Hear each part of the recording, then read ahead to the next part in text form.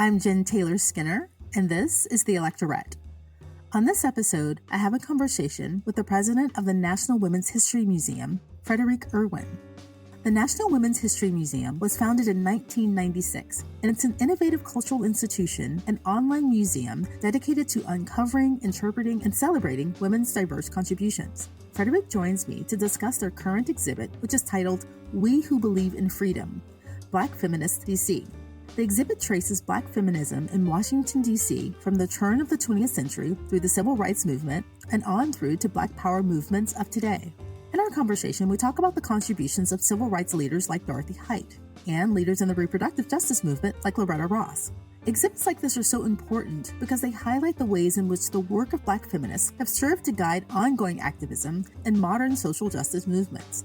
I learned so much in this conversation. So without further ado, here is my conversation with the president of the National Women's History Museum, Frédérique Irwin. Frédérique Irwin, thank you for joining me. Thank you, Jen. I'm delighted to be here. So your current exhibit at the National Women's History Museum is titled We Who Believe in Freedom, Black Feminist DC. And you explore the biographies of Black feminist activists, right? And that includes everyone from Loretta Ross, the reproductive justice activist, right? And Anna Mae Horn, who was an anti-poverty activist and a welfare rights advocate. And I first want to talk about the distinction between traditional feminism and what people think of as traditional feminist activism and Black feminist activism. Because I think when most people think about the history of feminist activism, the assumption is that it was inclusive. But you only need to dig a bit deeper to see that it wasn't actually that inclusive at all, right? It was exclusive along racial lines and perhaps along class lines. So why was it necessary to fork feminism into this faction of Black feminism, and how do they differ? All right, Jen, so if you don't mind, I want to give you a little bit of context before we jump right into your question. When the National Women's History Museum decided to open an exhibit, specifically Black Feminist DC, we were testing a hypothesis that it's very important to bring smaller exhibits to highly accessible places like a public library. If you've been to the MLK Library in DC, you know it's right in the middle of the city, recently renovated. It's absolutely beautiful. And so the reason we wanted to put it there is we believe that when you bring stories of local women that people in that own city don't even know about, and you share them at a national narrative level, all of a sudden you inspire people from that part of the country, from that city, to go, oh my gosh, this happened here. Or, these women were just like me, or they're from my own neighborhood. So that was kind of, and by the way, it's exactly what's happened, right? We've seen so many field trips come in, and we're hoping to do more of these field trips across the country. So then your question around, why specifically Black feminism versus just feminism in general? And I wasn't on the curation team, so I can't tell you exactly what our curators were thinking, but I don't believe that it started with the exhibit must be about Black feminism versus feminism in general. It started with oh my goodness, there were so many incredible African-American women in Washington, D.C., who are at the forefront of some of these massive developments and things that were happening whose stories weren't told. And by the way, many of them happen to be Black women. And so that was kind of what really bubbled up, which was there's a whole swath of women out of Washington who, like some of the ones you mentioned, as well as Reverend Polly Murray and Ophelia Settlake, who just weren't necessarily known, that we wanted to make sure we told their stories. Now, one of the things that you may have heard, there's a woman named Kimberly Crenshaw who coined this term in 1989 called intersectional feminism. And it's really this concept that when we stand in solidarity with one another and question power structures, we're speaking out against inequality for more than just one area, one kind of a person.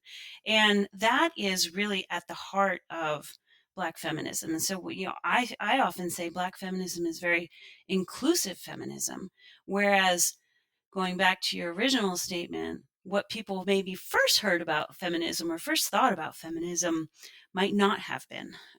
Felt very much like a bunch of white women saying, we want to have the vote and we want this, and not necessarily inclusive. Right, right. And that brings me to the first person I want to talk about. And I Hmm. have kind of a personal, not a personal connection, but Loretta Ross. One of my very first interviews on the Electorette was talking about reproductive justice. And that was my introduction to the idea of reproductive justice, which goes beyond reproductive rights. And she had this idea of expanding reproductive rights, not just your right to have an abortion, but your right to, raise your family and have a family and the way that you imagine. So can you talk a bit about Loretta Ross and her role in reproductive justice? I will. I am not a historian, so I always suggest that folks go to womenshistory.org to get the official biographies done by our historians. But I am completely taken by Loretta Ross. I think that this woman is truly one of my heroes. And the reason I say that is that she overcame so much and got so many no's. Um, so, for folks who don't know her story, um, and it's public information, she was first sexually assaulted at the age of 8.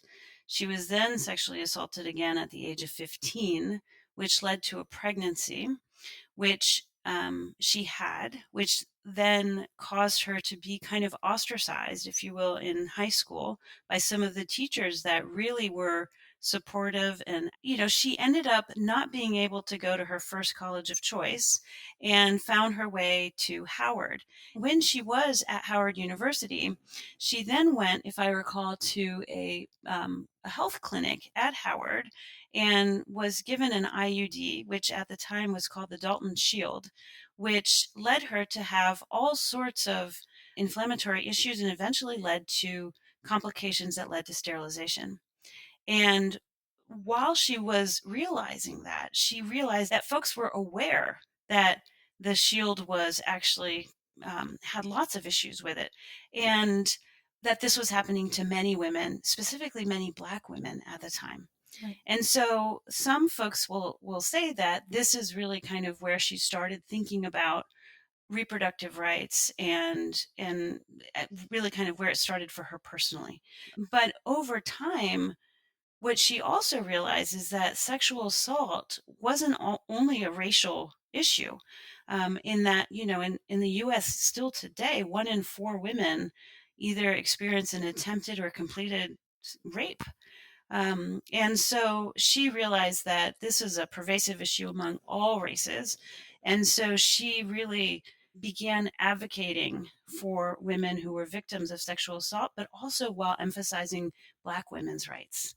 So she did both at the same time. And she never stopped. I mean, even as of last year, I believe last year being 2022, she was Yeah. still getting awards for her work. So she is one of the women whom I love to tell the younger generations about because I say if you think that all of this is new, that Right. that what we're fighting is new, like you have to understand what these women were doing. Like, just that this was happening in the 70s. Like when people were born, this was happening. That shield was being inserted into people back, when if you're in your 40s, when we were kids, right? Right. Exactly. Exactly.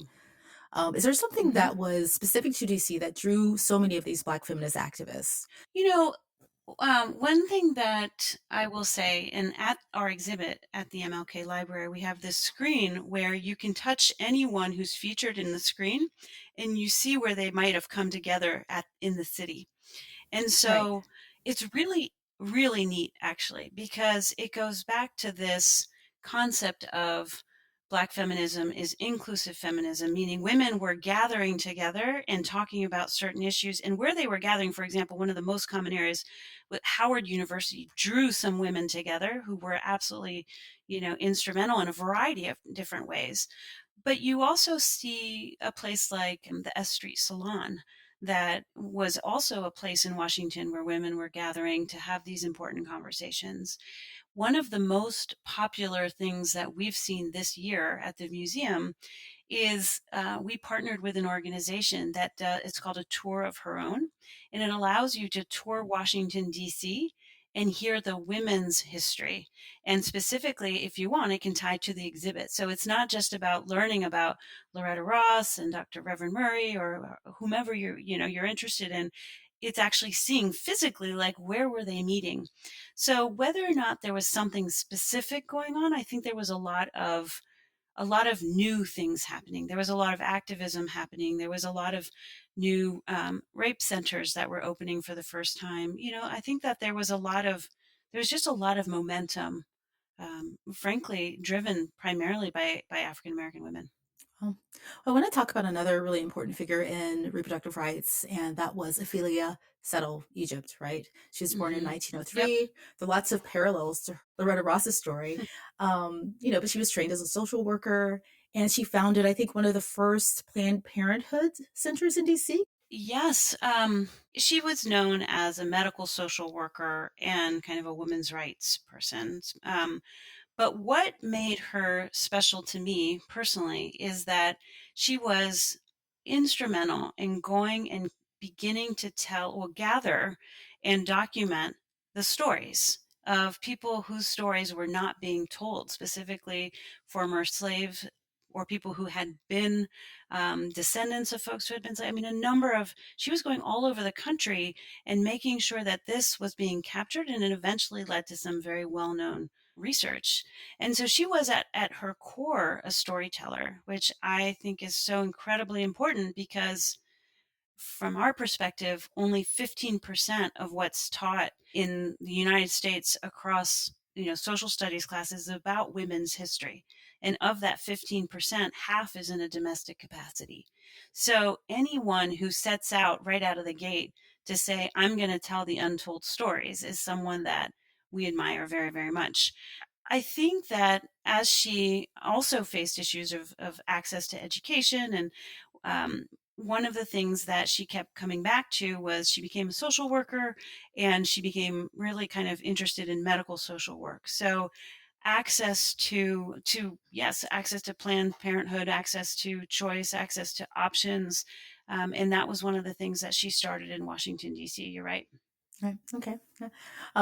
Several of the women in the exhibit were actually artists, and I think that's really an interesting angle because they intertwine their artistry with their Yeah. activism, right? And one Yeah. that I'm pretty interested in, it's Bernice Johnson Reagan, and she was born in 1942, and she was a musician, and a historian, and a composer. So, how did Mhm. she use her creative background to kind of boost her activism? Tell us a bit about her.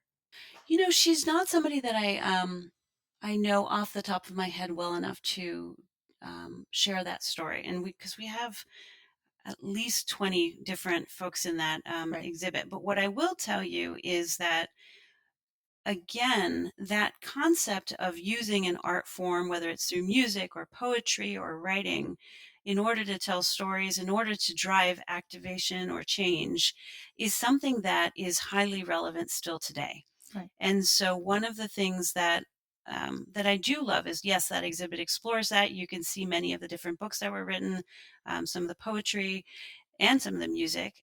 One of the things we've learned at the museum is that if you really want to inspire folks today of a current generation, and this is the same as it was back then, you have to bring in that intersection between art, artists, and what's happening in that moment. Meaning there's an incredible power behind this artistic movement around any sort of activist issue. And so that's really kind of what the exhibit was trying to highlight, but it's also what we see today. There's a woman who recently I participated in her particular project, which is capturing women in a state of rage. So she Oh. photographs women who are screaming, and I'll tell you what, it is something else. Her name is Whitney Bradshaw. It is something else to not only be photographed, but also to be asked to scream while you're being photographed and scream something. So you're not just screaming, but you're screaming something like, bleep bleep, rape, or like whatever, Right, right? right, And right.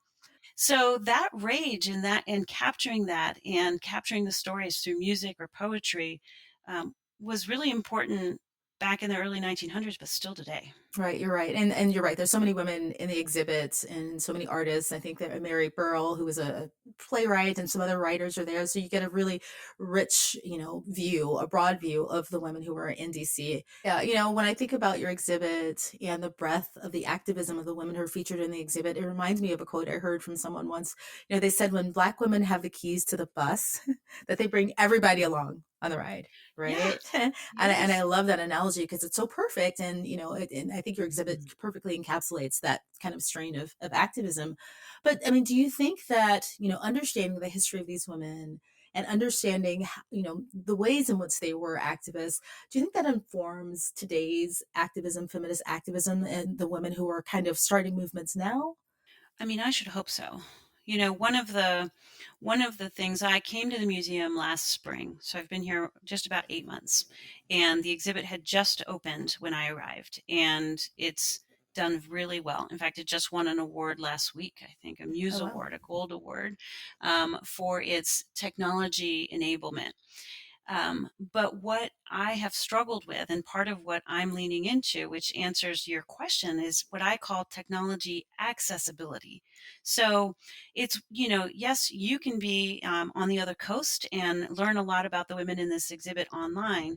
But if you didn't know about this exhibit, if you didn't know that you could access it online, or that if you'd been in Washington, you'd seen it, how would you know about these women?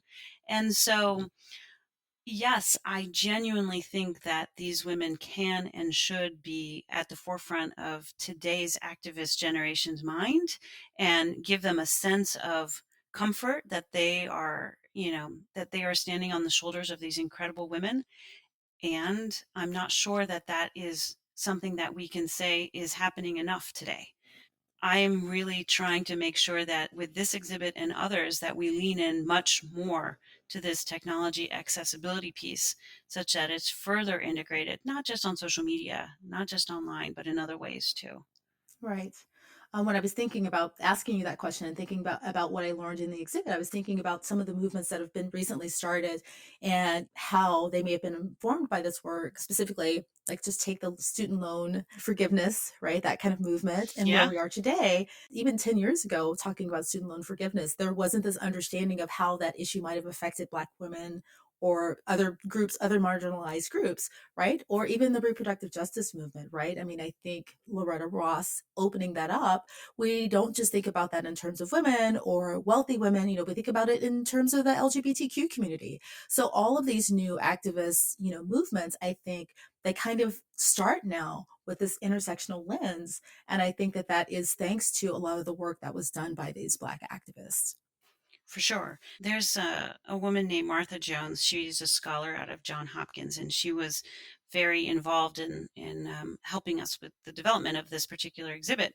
Yeah. And she recently wrote a book. Her latest book is called Vanguard, The Vanguard. All And right. she says that Black women have been at the forefront of every major alliance dating back to abolition, right? So that's what her book really kind of pulls the thread on. So I think for anyone who's listening who's interested in learning more, she's a fantastic resource. The National Women's History Museum, when it started nearly 30 years ago, Yeah. um, it started as an online virtual museum, and in part because it was working very hard to get approval for a brick and mortar physical space. And today, what I would say is, well, and it happened just a few years ago, and thanks to that work, there will eventually be a women's history museum in the future. However, today it's more important than ever, I think, that there is access to information like this podcast, like online exhibits, like social media, that continue to tell these stories. Because if they're just static in an Right. exhibit or in a collection, it's taking too long. You Yeah. know what I mean? It's too long to hope Absolutely. that someone's going to walk in and be inspired and read quickly enough and absorb and go do something. Right. Exactly. Is there anything that's upcoming, any exhibits that are upcoming that you're excited about? So actually, I should say today we just launched a new online exhibit on Hmm. Title IX, Okay. one of my favorite things about that exhibit, and admittedly, I haven't seen the whole thing from in depth yet because it just launched, but when I first came to the museum, young women used to say to me all the time, hey, I just learned about this, or I just learned about this, and can you believe it? But like, what can I do about it? And so I started telling our education team, our historians, as you put together anything, any exhibit, including this Title IX exhibit, everything must have a call to action. It's not enough to learn. We must also share kind of how folks can get more interested in learning about Title IX, about making sure that it's incorporated in their states and their schools. And so that's one of my favorite things about this future exhibit is the call to action piece, especially. Yeah. Well, Fred Irwin, thank you so much for joining me. Thank you for this conversation, and thank you for, telling us about these incredible women. Thank you, Jen. I'm so excited that you're going in this direction and that you're telling these stories too. I mean, it's awesome. I appreciate your time.